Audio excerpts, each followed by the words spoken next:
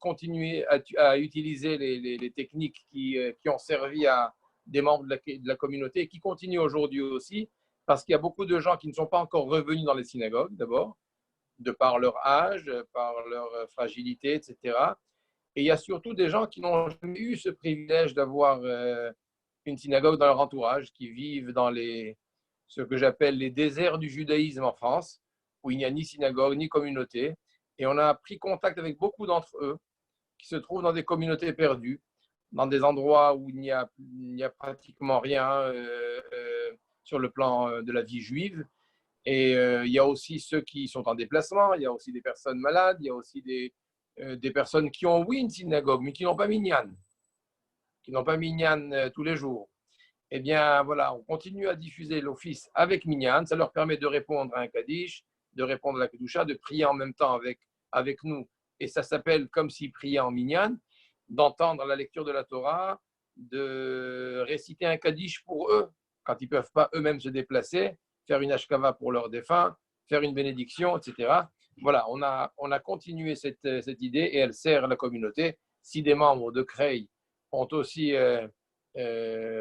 sont dans l'incapacité de se déplacer à la synagogue, etc., eh bien, ils sont invités à nous rejoindre aussi pour les offices. Il y a aussi un cours tous les soirs, entre Mincha et Arvit, tous les soirs, dans notre, qui part à partir de la grande synagogue de Marseille. Voilà, c'était juste pour la parenthèse. En ce qui concerne notre sujet, vous savez que nous lirons ce Shabbat la Sidra de Korach. La Sidra de Korach parle de ce personnage qui va commencer non pas une discorde ou une marloquette tout court, alors que jusqu'à présent, le peuple juif va se plaindre en général de manque de nourriture, manque d'eau, ou alors la faute des explorateurs, le veau d'or. C'était tout le temps des requêtes dirigées, on va dire, vers Moshe pour interpeller le Créateur. Ici, ça n'est plus du tout le cas. Ici, c'est Korach qui s'ose, si je puis dire, qui monte un coup d'État, qui s'oppose à Moshe lui-même, en disant, mais tout le peuple est aussi méritant, nous sommes tous saints. Madou atitnasu, pourquoi est-ce que vous, toi, Moshe et Aaron, vous prenez en quelque sorte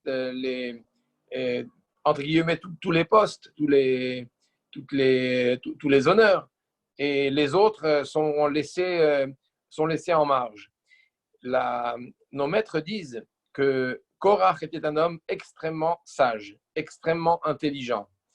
D'ailleurs, Passouk que vous connaissez, qui dit Tzadik, Katamar, Yifrach, le juste fleurit comme le palémier, Katamar, et bien le Zohar dit que ces mots Tzadik, à la fin, nous avons la lettre Kouf, Tzadik. Katamar, à la fin, nous avons la lettre Resh.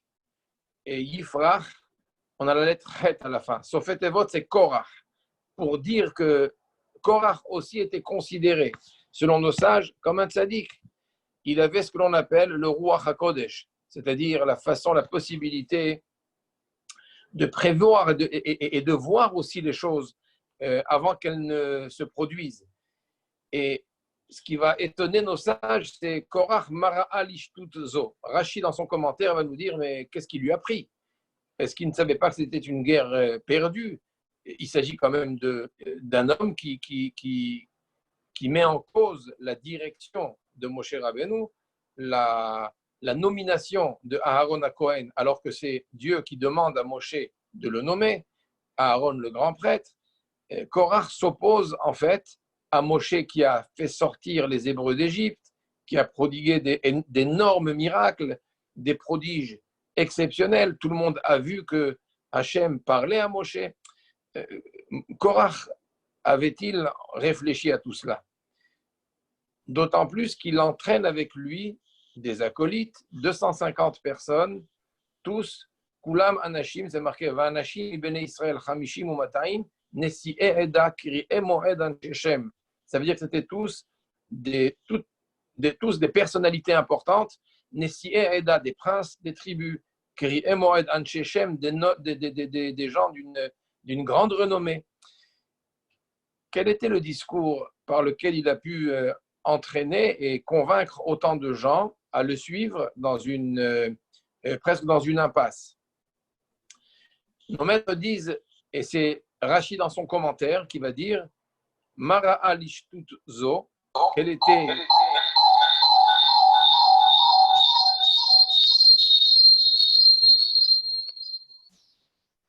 de chez moi. Non, non, c'est pas de chez vous. Ne quittez pas, juste je règle ça. Ne quittez pas. C'est bon, vous pouvez continuer. Désolé. Alors donc Rachid va nous dire d'où venait ce vent de folie de Korach pour mettre en place cette discorde, cette marloquette qui, comme nous le savons, va aboutir à un drame, une catastrophe.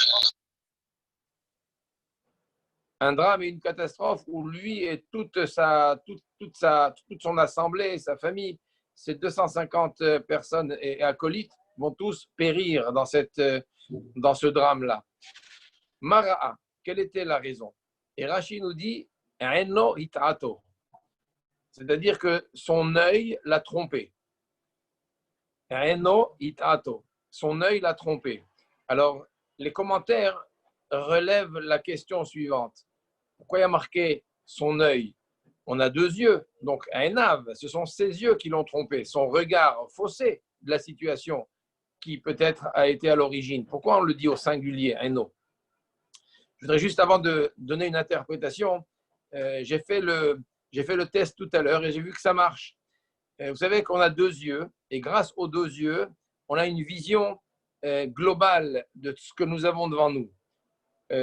Avec un seul œil, nous avons la dimension longueur et largeur, longueur et hauteur. Et avec le second, nous voyons la profondeur, les trois dimensions. Et quand on parle de Enno itato, son œil l'a trompé, c'est pour dire qu'il n'avait pas la vision totale, la vision entière. Il n'avait vu qu'avec un seul œil. Dans le sens, je ne sais pas si vous pouvez faire l'essai, essayez de décaler vos deux doigts comme ça, à 10 cm l'un de l'autre, et vous fermez un œil, vous allez voir qu'ils se touchent, les deux doigts se touchent. Si vous fermez l'œil gauche, les deux doigts se touchent. Ensuite, vous fermez l'œil droit et vous voyez que les doigts sont écartés. Si vous faites l'essai tout à l'heure, vous verrez qu'avec un seul œil, on ne voit pas ce que l'on voit avec les deux. Et Rachid nous dit, son regard partiel n'a pas pu voir la chose dans son ensemble. Mais pour être un peu plus précis, j'aimerais juste vous dire ce que les commentateurs et les Sfarim relèvent comme problématique. La problématique est celle de ce que l'on appelle la négia, c'est-à-dire l'intérêt personnel. L'intérêt personnel, très souvent, peut nous mener vers des prises de décision erronées, alors que nous ne sommes même pas conscients de ce qui nous motive vers cette prise de décision. Et pourtant, dans l'inconscient des fois, nous avons un intérêt quelque part qui nous pousse à aller vers tel ou tel sens. Et c'est ce point que nos maîtres vont relever chez Korach. Cette idée se trouve dans ce que Rachid, dans son commentaire, va nous dire. Rachid dit que Korach a eu en quelque sorte a été pris d'un vent de jalousie. Un vent de jalousie non pas par rapport à Moshe au départ, ni à Aaron, mais par rapport à un autre de ses cousins. Je ne sais pas si vous connaissez la famille de Korach. Korach était le cousin germain de Moshe Rabbeinu et de Aaron. Le père de Moshe et Aaron était Amram. Donc Amram, le père, avait eu deux enfants, Moshe et Aaron. Amram avait en fait trois frères. Amram, Yitzhar, Hebron et Oziel. Ils étaient quatre frères. Amram, Yitzhar, Hebron et Oziel. Donc Amram a donné deux enfants, Moshe et Aaron. Yitzhar a donné Korach. Et Oziel, le petit frère, le cadet, a donné Elitzaphan. Et voilà que Moshe Rabbeinu a nommé Elitzaphan, le cousin du quatrième frère, il l'a nommé comme étant le chef de la tribu de Lévi et de Kehat.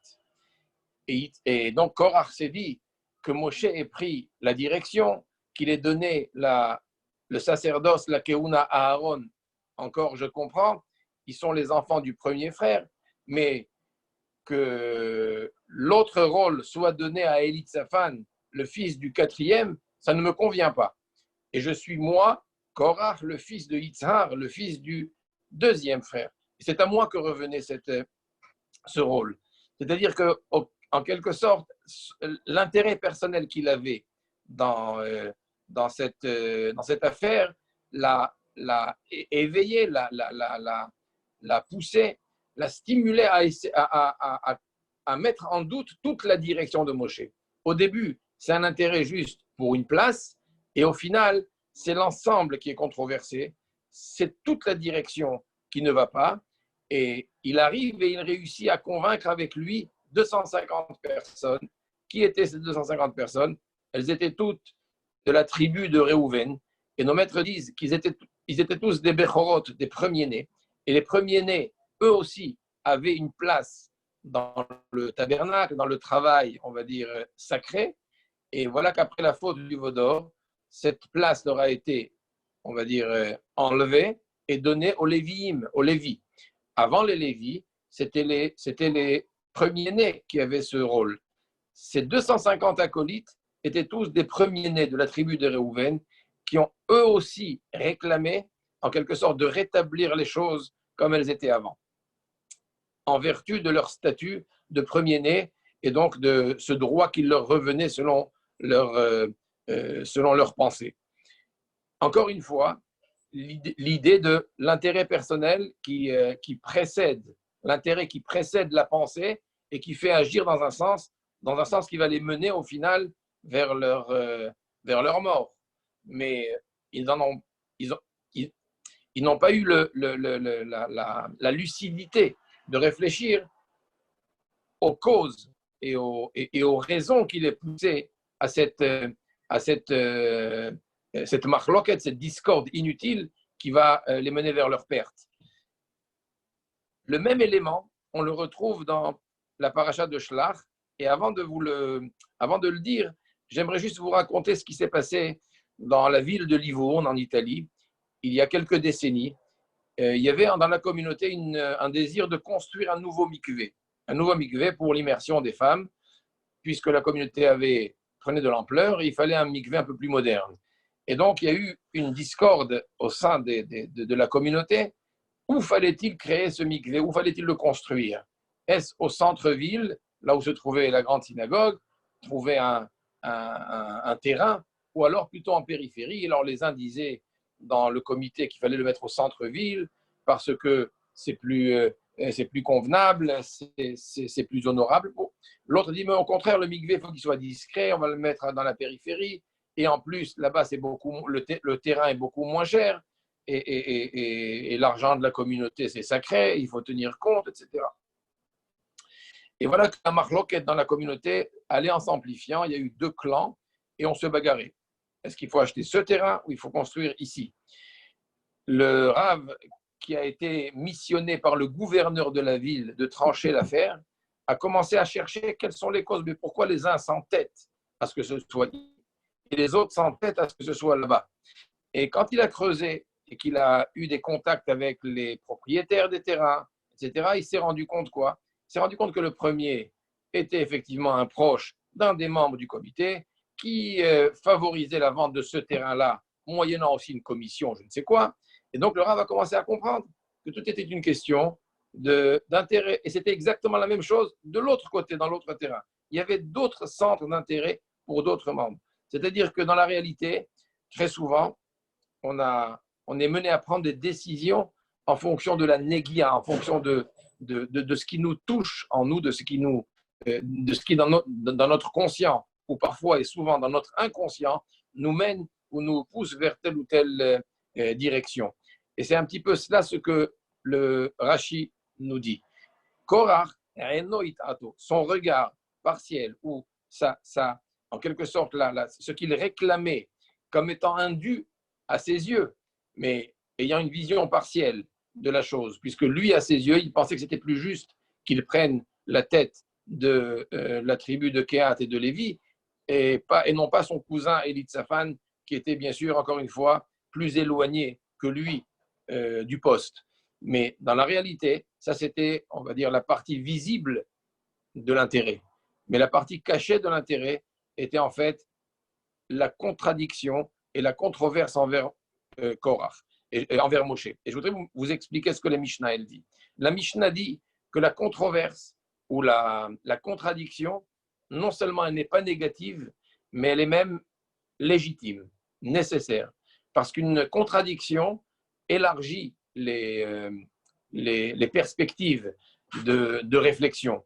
La contradiction me donne la possibilité d'entendre, de voir un autre point de vue, celui auquel je n'ai peut-être pas pensé, mais mon contradicteur pourra me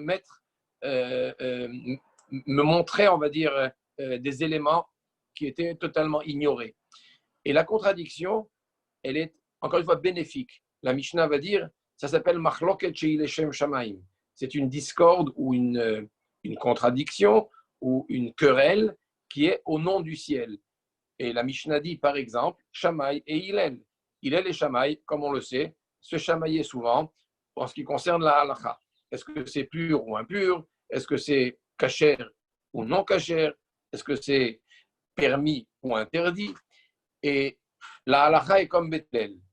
Et la Gemara nous dit que les Hatid Lavo, à la fin des temps, la halakha reviendra et Beth Shammai, lui, prendra en quelque sorte lui aussi sa part, puisque Elou divrei Elokim Chaim, car les propos de l'un ou les propos de l'autre ne sont rien d'autre que les propos du Dieu lui-même, dans le sens où leur contradiction est là pour essayer de trouver la vérité.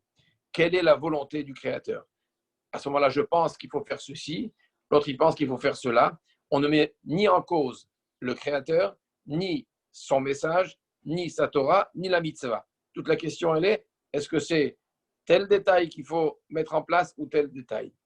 En revanche, dans la querelle, dans la discorde, ce n'est pas la vérité qui est recherchée, mais c'est comment est-ce que je vais réussir à faire tomber l'autre, comment je vais réussir à éliminer mon adversaire. La discorde est là pour justement prendre une place au détriment de celui dont je convoite le siège. Et c'est un petit peu ce qui se passe avec Korach et Moshe. Et la Mishnah va dire, une machloket comme celle-là, Ena Leshem Shamaim, elle n'aboutira jamais. Car au final, le contradicteur, celui qui cherche la discorde, va en quelque sorte lui-même vers sa perte. Et c'est ce qui va se passer avec Korach. On a ici un premier élément de ce qu'il faudrait retenir de cette première partie de la paracha. Et je disais que c'est lié avec la paracha que nous avons lue précédemment. Précédemment, on a lu l'histoire des explorateurs. Et dans cette histoire, Moshe Rabbeinu envoie là aussi 12 hommes.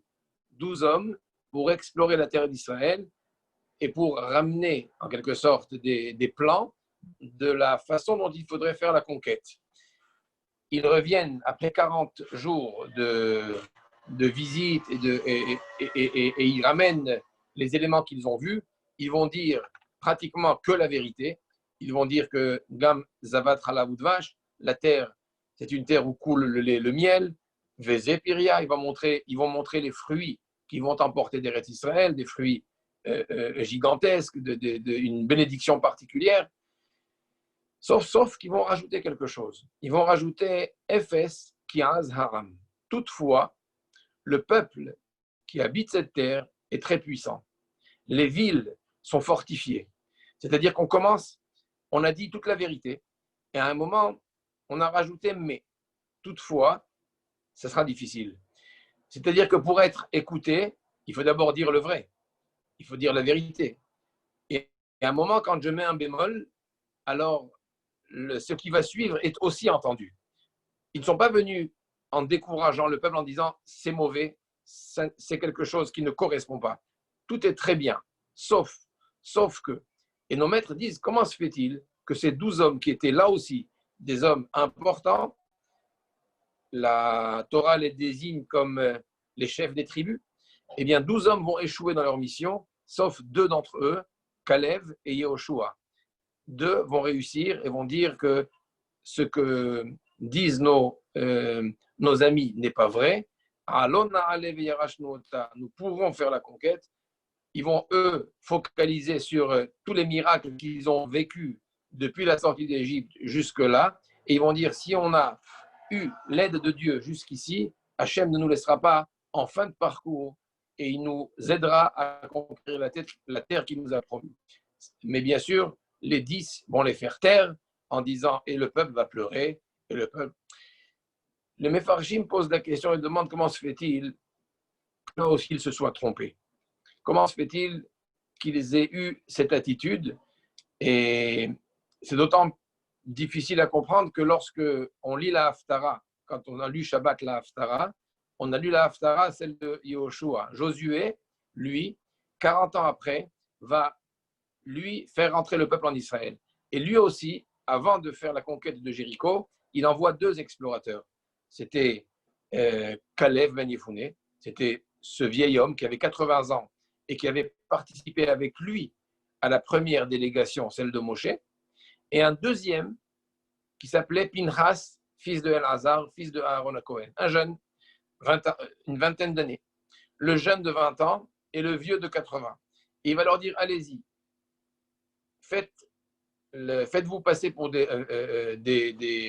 selon le Midrash, faites-vous passer pour des colporteurs qui vendent leurs marchandises. Et le Midrash le tire du mot suivant qui est marqué dans le Pasuk, c'est marqué Vaishlach Yehoshua Minashitim Shnaim Anashim Meraglim Heresh Lemor. Yehoshua envoie de l'endroit qui s'appelait Shittim 2 hommes, 2 explorateurs ou 2 espions, Meraglim, 2 espions. Heresh, discrètement, ça veut dire silencieusement. Heresh, c'est celui qui n'entend pas, ça veut dire en silence. Il leur a dit, voilà, vous allez être des espions. Mais il leur dit en cachette, discrètement, allez-y, visitez la ville de Jéricho. Et les Mefarshim, les commentateurs posent la question, mais je ne comprends pas.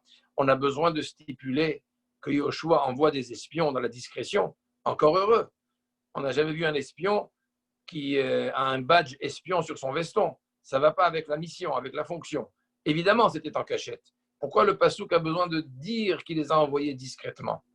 Et c'est là où le Midrash intervient et nous dit Heresh, ça s'écrit Het Resh Shin, on peut le lire Het Resh Sin, puisque le Shin se lit ou Shin quand le point est à droite, ou Sin quand le point est à gauche.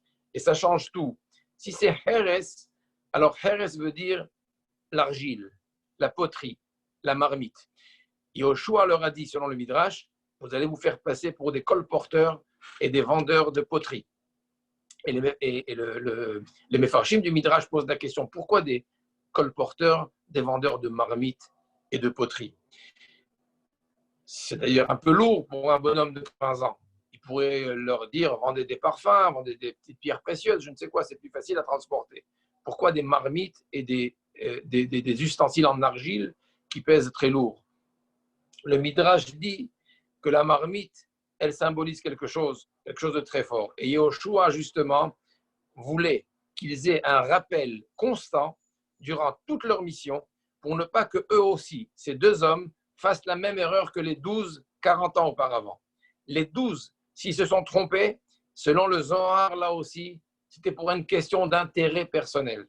Le Zohar dit, c'est quelque chose qu'on a du mal à sortir de sa bouche, mais c'est quand même marqué dans le Zohar, que les chefs de tribus auraient dit du mal de la terre d'Israël, les 10 sur 12 explorateurs auraient dit du mal, car ils se sont dit à un moment qu'en allant chacun voir la terre d'Israël, chacun essaie de regarder quel était le côté ou la terre qui correspondrait le mieux à sa tribu, aux besoins spécifiques de sa tribu. On sait que Zevulun était un grand voyageur, commerçant, il avait besoin du littoral. On sait que Réhouven avait beaucoup de bétail, il avait besoin de grandes prairies et de beaucoup de terrain pour son bétail, etc. Chacun avait ses intérêts.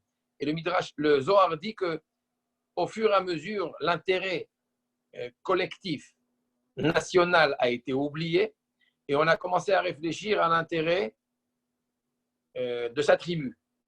Et quand quelqu'un a une vision qui est recentrée sur son clan, c'est aussi un intérêt personnel quelque part. Et au fur et à mesure, cet intérêt s'est recentré non même plus sur sa tribu, mais sa propre famille, et après sur sa propre personne.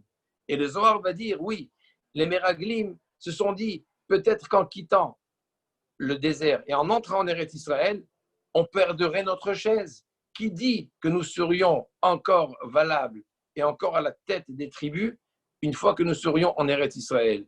Peut-être que là-bas, il faudra avoir des compétences différentes. On nous expulsera peut-être. Donc il était préférable, selon le Zohar, de continuer à rester dans le désert pourvu que l'on garde son siège. Ça veut dire que selon le Zohar, il y a eu ici, encore une fois, une attitude des Meraglim qui était un intérêt personnel. Et c'est l'intérêt personnel qui fait en sorte à ce que l'individu ne voit pas la réalité, voit à une vision faussée. Son regard n'est plus un regard objectif de la situation. Yoshua, quand il envoie lui 40 ans après, les deux hommes dont j'ai cité, c'était Kalev, celui qui a participé à la première, et justement Pinchas, lui il leur dit, il faut surtout que vous oubliez l'intérêt personnel. D'ailleurs, c'est ça la différence d'âge. La différence d'âge pour dire qu'il faut que vous fassiez la jonction entre les besoins, on a besoin de l'expérience des anciens, de l'énergie du nouveau, etc. Ne pas focaliser sur vos besoins personnels, mais sur ce qui est important pour le peuple tout entier. C'est ce qu'ils font. Et l'idée que leur donne Yoshua, c'est à travers ces poteries. Pourquoi la poterie? Pourquoi la marmite? La Gemara nous dit dans Masechet Berachot que lorsque quelqu'un dans son rêve voit une marmite, une rivière ou un oiseau, quand on rêve d'une rivière, d'une marmite ou d'un oiseau, la Gemara nous dit Yitzpel et Shalom. Alors il peut aspirer et avoir l'espérance de retrouver la paix. La paix dans son couple, la paix dans son entourage, la paix dans sa communauté, la paix avec lui-même. Yitzpel et Shalom. La marmite, la rivière et l'oiseau sont des symboles de Shalom. Je n'ai pas le temps de vous expliquer pourquoi la marmite et l'oiseau, mais au moins je vous dis pourquoi la marmite. La marmite est un élément de Shalom parce que, vous voyez, le feu et l'eau sont deux éléments antinomiques. Si on verse de l'eau sur du feu, le feu s'éteint. Or, j'ai besoin de l'énergie du feu pour faire chauffer l'eau, pour faire ma cuisine. Comment est-ce que je fais pour utiliser l'énergie du feu et faire bouillir l'eau pour faire à manger? C'est parce qu'il y a une marmite entre les deux qui fait le shalom, qui fait la paix entre ces deux éléments qui sont normalement pas compatibles ensemble. Yoshua dit à ces deux espions, vous allez partir Heres avec ces marmites, toujours dans votre main, pour vous rappeler que vous devez aller dans un esprit de paix, pas dans un esprit, et dans un esprit de, on va dire que le jeune symbolise plus le feu de l'action, l'énergie, le vieux c'est un peu plus l'eau où ça coule de soi, c'est beaucoup plus lent, c'est beaucoup plus réfléchi, c'est beaucoup plus profond. Eh bien, ensemble, dans un esprit de paix, vous pourrez réussir la mission qui vous est confiée si vous oubliez vos propres intérêts personnels. C'est ainsi que ces deux hommes vont réussir. Si vous avez remarqué, en ouvrant le livre, vous verrez que cette femme Rachav, cette Isha Azona qui avait hébergé ces deux espions dans la ville de Jéricho, elle était Zona, selon les Mefarshim, soit une aubergiste, soit une prostituée qui les avait hébergés. Et elle les a fait monter sur le toit. Et lorsque le gouverneur de Hebron, de Jéricho, envoie des émissaires pour dire on sait qu'il y a deux espions qui sont venus chez toi, livre-les-nous, elle va leur dire c'est vrai qu'ils sont passés, mais ils ont continué leur chemin. Ils sont partis vers la montagne. Allez-y, dans cette direction, vous allez pouvoir les rattraper. Et le texte dit Vehi el atam agaga, alors qu'elle les avait fait monter sur le toit. Elle les avait cachés sur le toit. Alors le passouk dit el atam agaga, elle les a fait monter sur le toit. Et quand il est dit qu'elle les a cachés sous des bottes de lin, c'est marqué vatit speno. Et elle l'a caché au singulier. Nos maîtres disent pourquoi au début elle les fait monter et après elle le cache? Parce qu'en fait elle avait compris qu'il y avait deux hommes, mais avec un seul esprit, avec une seule mission, une seule volonté, c'est de réussir ce qui est bien pour la collectivité, pas forcément ce qui est bien pour soi. C'était qui ish echad. Ils étaient en fait comme un seul homme. Quand le verset l'a mis au singulier, c'est pour dire qu'ils sont partis avec une seule et même idée, comme un seul homme, d'un seul cœur. Et c'est ça le secret de la réussite. Le secret de la réussite, c'est lorsqu'on arrive à se hisser au-dessus, au-delà de tout ce qui peut être un intérêt visible ou parfois invisible et inconscient, et plus on saura se hisser à ce niveau-là, et plus on verra juste, plus nos décisions seront droites, plus effectivement tout ce que l'on fera sera dans ce que l'on peut appeler cette espèce de vision objective qui nous donne la possibilité de faire les choses comme il faut et pas comme il nous semble bon qu'il faudrait faire.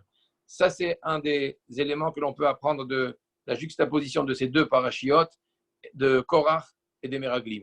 Et c'est d'ailleurs pour finir ce qui fait la spécificité de Réhouven. Vous savez, quand Réhouven naît, le premier des 12 tribus, Léa, sa mère, va dire Vatikra Shemo Réhouven. Elle le nomme Réhouven.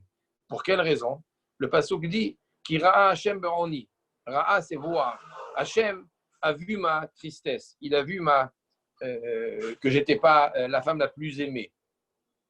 Mais le Talmud dit autre chose. Elle a appelé Réhouven, c'est pour séparer ce mot en deux, ce nom en deux. Réhou, Ben. Regardez cet enfant.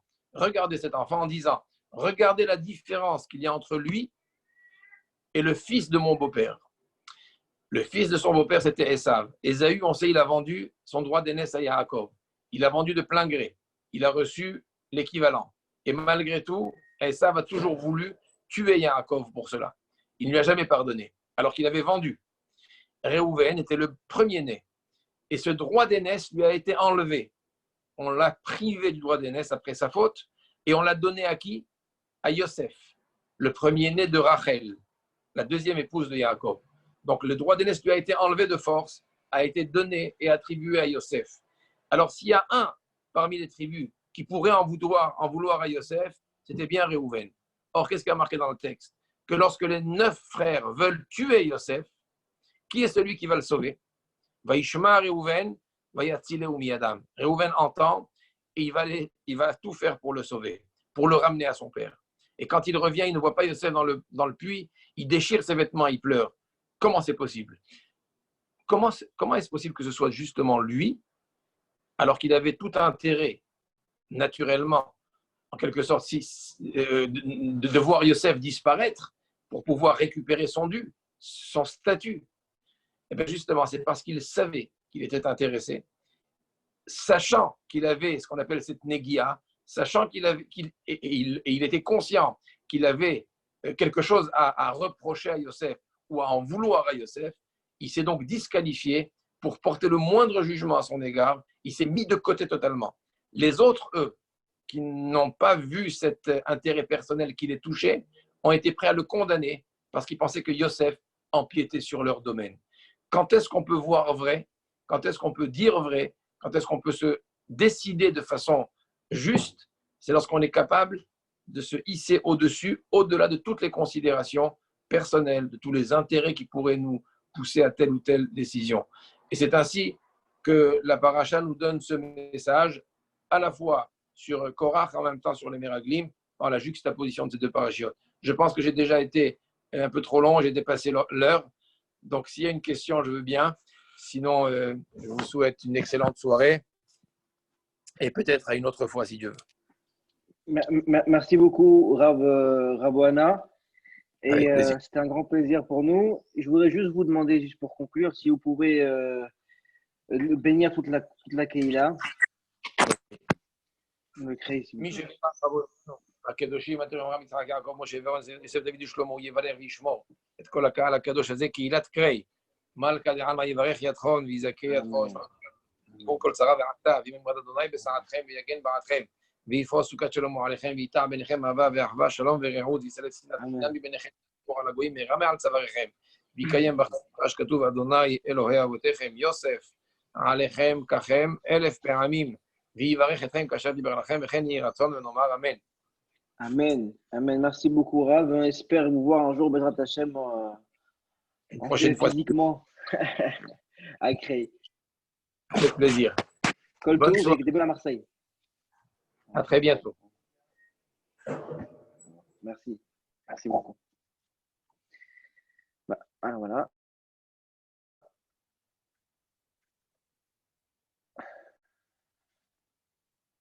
Écoutez, voilà. Vous pouvez activer vos micros si vous voulez vous dire au revoir. En tout cas, Chazak ou Baruch à toutes et à tous.